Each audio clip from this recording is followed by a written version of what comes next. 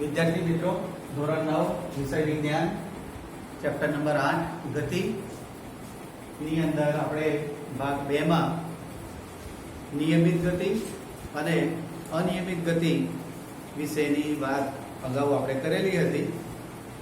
હવે નિયમિત ગતિ એટલે ચોક્કસ સમયગાળામાં ચોક્કસ અંતર કાપે તો એ નિયમિત ગતિ કહેવાશે અને અનિયમિત ગતિ એનાથી ઉલટું ચોક્કસ સમયગાળામાં ચોક્કસ અંતર કાપે નહીં, વધઘટ થાય તો એને આપણે અનિયમિત ગતિ કહીશું।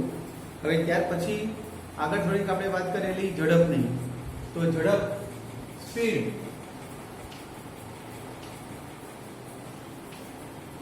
કેટલી સ્પીડ મેં છેલ્લે કહ્યું હતું કે 80 ની સ્પીડે આવ્યો, 50 ની સ્પીડે આવ્યો, મારા વાહનની સ્પીડ 120 હતી।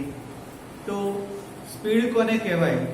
તો ગતિમાન પદાર્થે એકમ સમયમાં કાપેલ અંતરને પદાર્થની ઝડપ કહેવામાં આવે છે।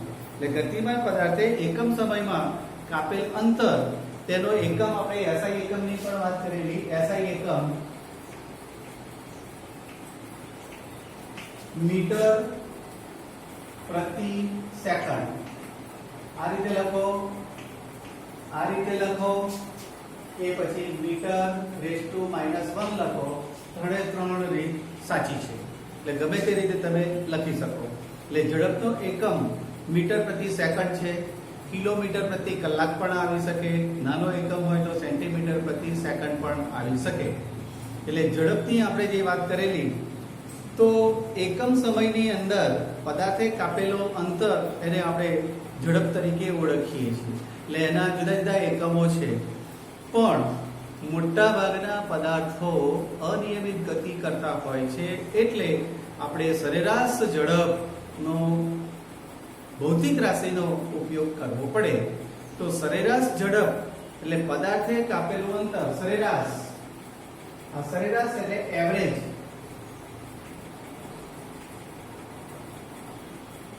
એવરેજ એટલે તમારે ઝડપ માટેનો સંકેત તમે લેશો તો સ્મોલ v આવશે। સરેરાશ ઝડપ કોને કહેવાય? કે વસ્તુએ કાપેલું કુલ અંતર, વસ્તુએ કાપેલું કુલ અંતર ભાગ્યા તે માટે લાગતો સમય, કુલ સમય। એટલે સરેરાશ ઝડપ ને આપણે VAV તરીકે લખી શકીએ। VAV એટલે V એટલે ઝડપ, એવરેજ વસ્તુ માટે કાપેલું કુલ અંતર, અંતરને આપણે S તરીકે ઓળખીએ છીએ અને સમયને T તરીકે ઓળખીએ છીએ। એટલે સરેરાશ ઝડપ માટે આ એક સૂત્ર તમારે તૈયાર થયું કે V બરાબર AV, V AV બરાબર S છેદમાં T, એ રીતે તમે લઈ શકો। એટલે એના માટેનું એક ઉદાહરણની મેં વાત કરેલી। ઉદાહરણ પહેલું જે આપેલું છે એમાં એક વસ્તુ 4 સેકન્ડમાં 16 મીટર અંતર કાપે છે, ત્યારબાદ 2 સેકન્ડમાં બીજી 16 મીટરનું અંતર કાપે છે, તો એની સરેરાશ ઝડપ કેટલી હશે? એટલે આપણે આના ઉપરથી એક એક્ઝામ્પલ લઈએ, એક્ઝામ્પલ નંબર 1, અને વિદ્યાર્થી મિત્રો ખાસ ધ્યાન રાખજો, જેમ જેમ ચાલતું જશે તેમ તેમ એના એક્ઝામ્પલ આવતા જશે, જે તે ભાગમાં હશે એ એક્ઝામ્પલ પણ ઉદાહરણમાં આપેલા છે, સાથે સાથે સ્વાધ્યાયમાં પણ આપેલા છે। એ બધા દાખલા તમે ગણશો તો દાખલાની ગણતરી વિજ્ઞાનની અંદર તમે કરશો તો તમારી છાપ પણ સારી પડશે અને માર્ક પણ સારા આવશે। એટલે વિજ્ઞાનની અંદર દાખલા આવે છે એ બાબતે ગભરાતા નહીં, કેમ કે એમાં તમારે કમ્પલસરી દાખલો ગણવો એ જરૂરી બનતો હોય છે।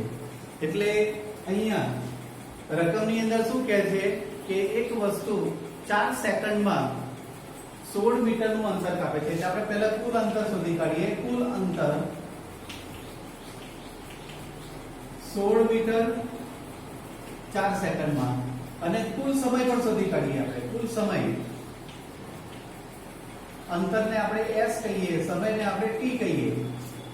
તો પહેલી 4 સેકન્ડ ની અંદર 16 મીટરનું અંતર કાપે છે, ત્યાર પછી 2 સેકન્ડમાં બીજા 16 મીટરનું અંતર કાપે છે, 16 મીટર, અને અહીંયા 2 સેકન્ડ એટલે અહીંયા 16 દુ 32 મીટર અને 4 ને 2 6 સેકન્ડ એમ બંનેનો સરવાળો તમને જોવા મળશે.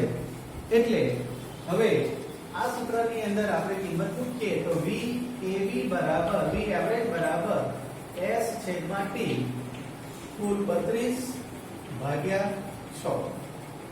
અહીંયા તમે એકમ જો તમારે સિલેક્ટ કરવો હોય તો મીટર પ્રતિ સેકન્ડ, મેં કહ્યું કે મીટર પ્રતિ સેકન્ડ એનો એકમ આવે છે, ત્યાંને તમે જુદો અલગ લખી અને તમે છેદ ઉડાડો, 16 દુ 32 3 દુ 6 એટલે 16 ના છેદમાં 3 એટલે તમે એનો આ જવાબ તમે મેળવશો તો તમને આપેલો છે 5.33 મીટર પ્રતિ સેકન્ડ.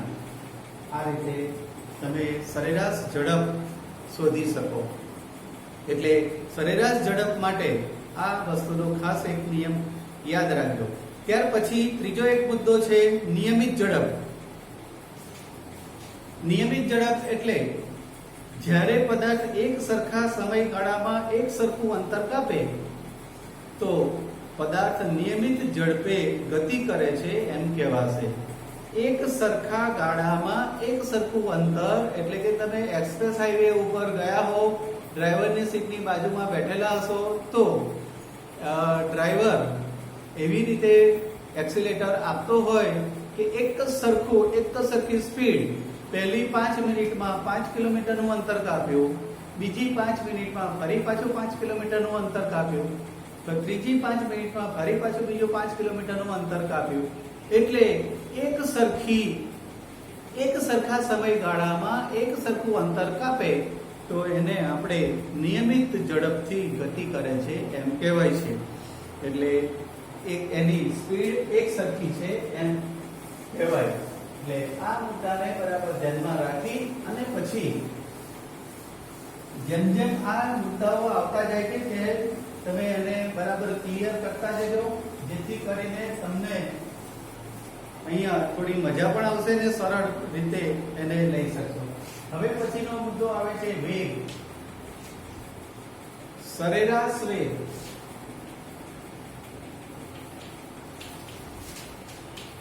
અને નિયમિત વેગ. જે રીતે ઝડપમાં હતું તેવી જ રીતે વેગની અંદર પણ આવે. એટલે પહેલા વેગ એટલે વેલોસિટી, વેગને આપણે સમજીશું અને ત્યાર પછી આગળ એની આપણે ચર્ચા કરીશું.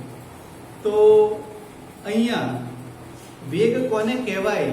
વેલોસિટી ગતિમાન પદાર્થે એકમ સમયમાં કરેલા સ્થાનાંતરને પદાર્થનો વેગ કહે છે. હવે અહીંયા જુઓ શબ્દ બદલાયો છે, સ્થાનાંતર શબ્દનો ઉલ્લેખ થયો છે. અથવા આ રીતે વ્યાખ્યા ન આપવી હોય તો બીજી રીતે પણ વ્યાખ્યા આપી શકાય કે નિશ્ચિત દિશામાં વસ્તુની ઝડપને વેગ કહેવાય છે. એટલે બંને રીતે તમે લખી શકશો. નિશ્ચિત દિશામાં વસ્તુની ઝડપ, દિશા આવી ગયું. અને બીજી એક વ્યાખ્યા એવી છે કે ગતિમાન પદાર્થે એકમ સમયમાં કરેલું સ્થાનાંતર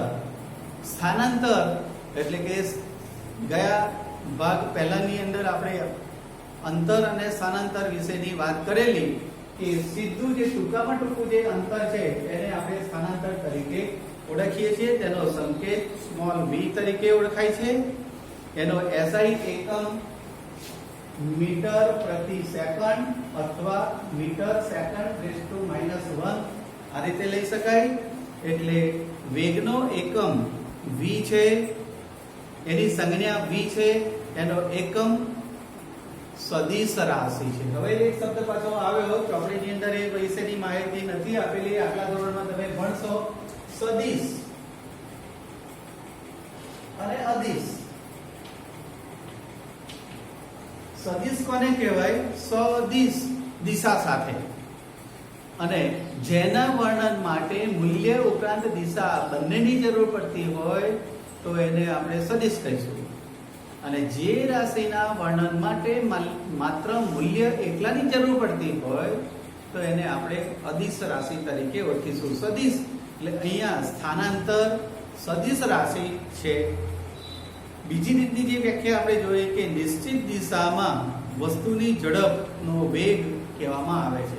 હવે ચોક્કસ દિશામાં તમે કદાચ સાયકલ પર આનો અનુભવ કરેલો હશે કે જે દિશામાં પવન ફૂંકાતો હોય એ દિશામાં તમે જડશો તો તમારી ઝડપ વધી જશે, અને જે દિશામાં પવન ફૂંકાતો હોય તેની સામેની દિશામાં તમે જશો, સામેની પવન ફૂંકાતો હોય આ દિશામાં તમે આમ સામે જશો તો તમારી ઝડપમાં ઘટાડો થતો જશે.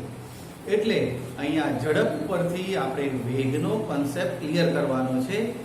એટલે અહીંયા તમારે એક વસ્તુનું ખાસ ધ્યાન રાખવાનું કે વેગ અને ગતિ, ઝડપ બધું તમને એક સરખું લાગશે. એટલે ભેદ શું છે એ બરાબર સમજજો. હવે જોઈએ કે પદાર્થની ઝડપ ચોક્કસ સમયગાળામાં ચોક્કસ હોતી નથી. મોટાભાગના પદાર્થોમાં ઝડપમાં એની વધઘટ થાય છે. હા, દિશા એક જ ચોક્કસ હોય પણ દિશા જુદી જુદી હશે તો એના માટે આપણે સરેરાશ વેગનો ઉપયોગ કરવો પડે. તો સરેરાશ વેગ માટે એની આપણે વ્યાખ્યા જોઈએ કે ગતિમાન પદાર્થે કરેલું કુલ સ્થાનાંતર અને તે માટે લાગતો કુલ સમયના ગુણોત્તરને સરેરાશ વેગ તરીકે ઓળખાય છે. અથવા તમારે એક બીજું સૂત્ર પણ લઈ શકાય કે સરેરાશ વેગ બરાબર પ્રારંભિક વેગ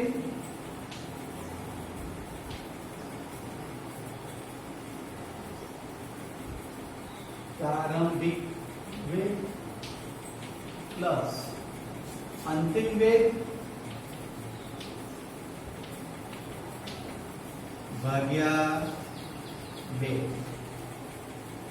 અહીંયા સરેરાશ વેગની આપણે જે વાત કરીએ છીએ તે પદાર્થે કાપેલું કુલ સ્થાનાંતર અને તે માટે લાગતો કુલ સમય એને આપણે વેગ તરીકે ઓળખીએ છીએ. આ ગાણિતિક રીતે પ્રારંભિક વેગને આપણે u તરીકે ઓળખીએ, અંતિમ વેગને v તરીકે ઓળખીએ અને છેદમાં 2 લઈએ.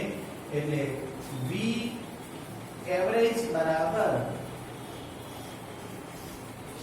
u પ્લસ v છેદમાં 2 એ સરેરાશ વેગ તરીકે ઓળખાય છે. એટલે એક વસ્તુનું ધ્યાન રાખજો, આ બધા સૂત્રો આના પછીના ભાગની અંદર સમીકરણો જ્યારે સાબિત કરવાના આવશે ત્યારે આ સૂત્રનો ઉપયોગ તમારે કરવાનો થશે.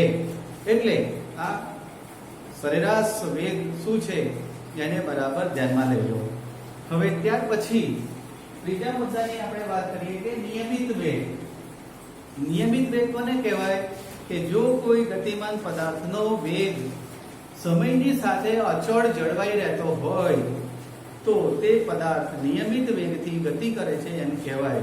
ચોક્કસ સમયગાળામાં દિશા તો ચોક્કસ ખરી જ, ચોક્કસ દિશાની અંદર એ ગતિ તો કરે જ છે, પણ ચોક્કસ સમયગાળામાં ચોક્કસ અંતર કાપતું હોય. એટલે જો કોઈ ગતિમાન પદાર્થનો વેગ સમયની સાથે અચળ જળવાઈ રહેતો હોય, પહેલી એક્સપ્રેસ હાઈવે ઉપર તમે જાઓ તો દિશા ચોક્કસ છે કે અમદાવાદથી વડોદરા તરફ જાઓ તો દક્ષિણથી ઉત્તર દિશા તરફ મોડું રહે છે, દિશા નક્કી છે અને દરેક વખતે તેના વેગમાં જે વેગનો જે સમય છે એ સમય 5 મિનિટનો લીધો હોય તો એની ઝડપ પણ એક જ સરખી આવતી હોય તો એને આપણે નિયમિત વેગ તરીકે ઓળખીશું. એટલે વેગ વિશે ખાસ એક વસ્તુનું ધ્યાન રાખજો કે અહીંયા એક પ્રવૃત્તિ આપેલી છે તમારે, પ્રવૃત્તિ 8.7 ની અંદર અહીંયા એક ઘટના દર્શાવી છે કે વીજળીનો ચમકારો પહેલા દેખાય છે અને થોડા સમય પછી વાદળોનો ગડગડાટ સંભળાય છે. એટલે આ બંનેની અંદર તમે ડિજિટલ ઘડિયાળ દ્વારા એકદમ તત્પર રહેવું પડે કે વીજળીનો ચમકારો દેખાય ત્યારે તમે સમય નોંધો અને એનો ગડગડાટ સંભળાય ત્યારે તેનો તમે સમય નોંધો. એના ઉપરથી નક્કી થઈ શકે કે પ્રકાશની ઝડપ વધારે છે અને ધ્વનિની ઝડપ ઓછી છે એટલે એ મોડું સંભળાય છે. કોઈ પણ જગ્યાએ આતશબાજી ફટાકડા ફૂટતા હોય, આકાશની અંદર જે રોશની થતી હોય, તો પહેલા તમે રોશની દેખાશે અને પછી એનો અવાજ સંભળાશે. એટલે વીજળીના ચમકારાના ઝડપ નજીક હોય એવું લાગશે. વીજળીનો ચમકારો તમને પહેલો દેખાશે અને અવાજ પછી સંભળાશે. એટલે આ વસ્તુનો વેગ, ઝડપ વચ્ચેનો ભેદ સ્પષ્ટ કરજો. પ્રવૃત્તિ 8.7 ની અંદર આપેલું છે, એની નીચે પાછળ ટૂંકા ટૂંકા પ્રશ્નો 5 આપેલા છે. એ તમે જાતે સોલ્વ કરશો તો તમને એના વિશેની માહિતી ખબર પડશે. હવે પછી એના પછીની જે વેગમાં થતો ફેરફારની માહિતી પછીના વર્ગની અંદર આપણે જોઈશું. Thank you.